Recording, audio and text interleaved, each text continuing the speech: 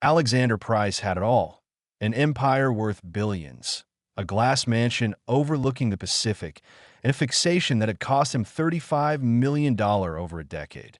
Searching for the mysterious woman who once saved his life in Morocco before vanishing without a trace. Meanwhile, his maid, Maya Carter, arrived each morning through the service entrance, silently dusted his furniture, and disappeared each evening exactly as planned.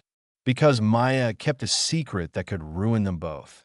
She was the woman Alexander had been seeking, living incognito as just another unnoticed servant in his perfect world.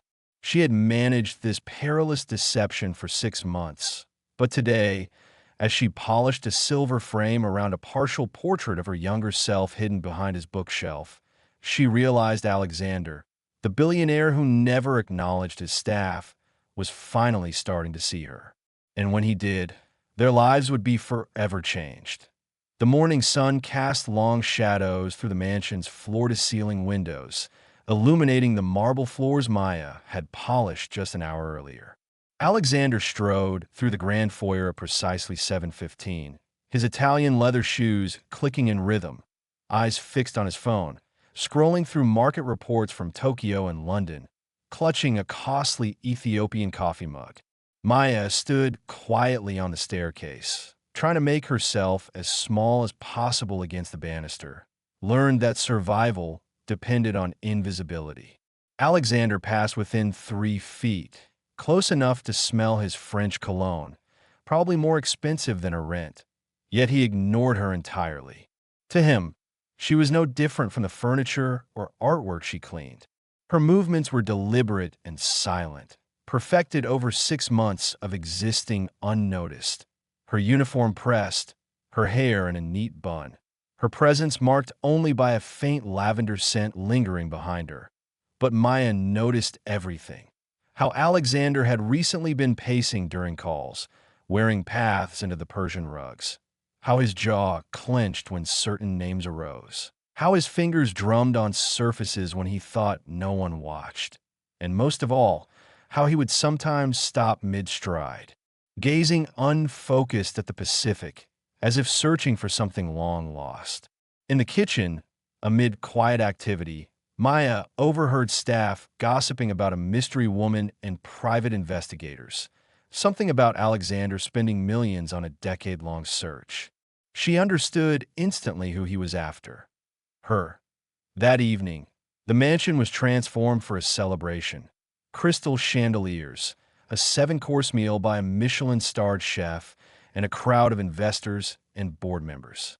Maya moved through the guests like a shadow, refilling champagne and clearing plates with practiced efficiency. Alexander toasted at the head of the table, smiling perfectly, but his eyes kept flickering to the door, scanning each new arrival with hope that was quickly replaced by disappointment. Despite the success around him, he appeared utterly alone. When a server entered, Alexander's breath caught briefly, but it was just another stranger, another misconnection. Maya, nearby, caught his glance as she reached past him for a napkin. Their eyes met briefly. She expected him to overlook her as usual, but this time, he hesitated, a furrow forming between his brows as if trying to remember something just out of reach. "Thank you," he said softly, surprisingly, startling her. She nodded and retreated, her heart pounding. Later, Maya discovered a covered canvas behind a bookshelf, an unfinished portrait of a young black woman with intelligent eyes and a subtle smile hinting at secrets. The face was familiar. She saw it every day in her reflection, softer, younger, before the world taught her to hide. Her hand trembled as she lowered the cloth. Why did Alexander have this painting? How much did he remember? And how much longer could she maintain her deception? The following week, tension grew. A storm rolled in from the Pacific, battering the mansion with rain. Maya stayed late after a board meeting, alone with Alexander, who looked exhausted. He poured himself a scotch and asked, "How long have you worked here?" "6 months," she replied. "Do you like it?" he asked. She hesitated. "It's good work, steady." "That's not what I asked," he pressed. I appreciate the opportunity, sir, but I have gaps in my employment history. A flicker of understanding crossed his face. Everyone deserves a second chance. The storm raged harder, and Maya felt his gaze on her as she cleaned. Their silence stretched, heavy with unspoken questions. "Thank you for staying late," he said finally. "Drive safely." As she checked her phone in the pantry, she whispered a secret message to her contact. "He's noticing things."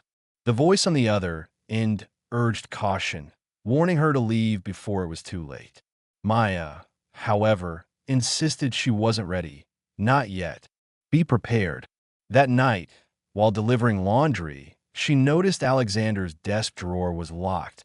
A folder with the Whitmore Investigations logo protruded from its mechanism. She saw enough. Whitmore was a top private investigator specializing in tracking elusive people. That evening, she watched Alexander on his balcony, murmuring the name Amara into the stormy night.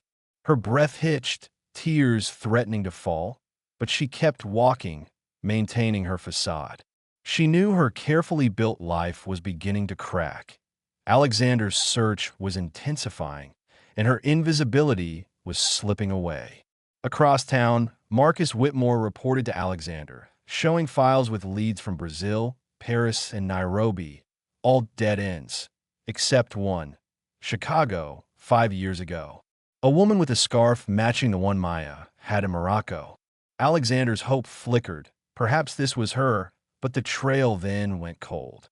Maya, meanwhile, burned old letters, destroying her past, and secured a hidden safe with passports and cash, her escape plan. That morning, she noticed Alexander more agitated. 3 phones on his desk, an untouched breakfast, and urgent plans for an emergency trip. The charity gala canceled. Instead, the mansion was decorated for a major fundraiser. Maya, helping supervise, was struck by how naturally she interacted with children, especially a girl in a wheelchair who called her princess. Alexander watched from afar, seeing her warmth and joy. When he approached her, he asked if she had children. "No, sir, but I'd like to," she replied. His interest sharpened. "Ever been abroad?" She lied. "No, sir." That evening, a storm knocked out power. Maya gathered candles, and Alexander, on the balcony, whispered a prayer-like word, Amara, before a phone call revealed she was close to being found. She felt her heart breaking as he spoke of her saving his life in Morocco. Her tears shimmered in the candlelight, but she kept walking, knowing her fragile disguise was breaking. Meanwhile, her contact warned her he's getting too close. She insisted she wasn't ready to leave yet, and after a tense encounter with Daniel, an old friend of Alexander's, she realized he might be connected to her past. Later, security footage from Chicago surfaced, her 5 years ago, confirming her identity. Marcus confirmed it. She was there, but FBI reports claim she was killed in Morocco. That night, Eleanor, a new employee, secretly recorded her and revealed that she had sold information to Victor Hale for money. Victor's men,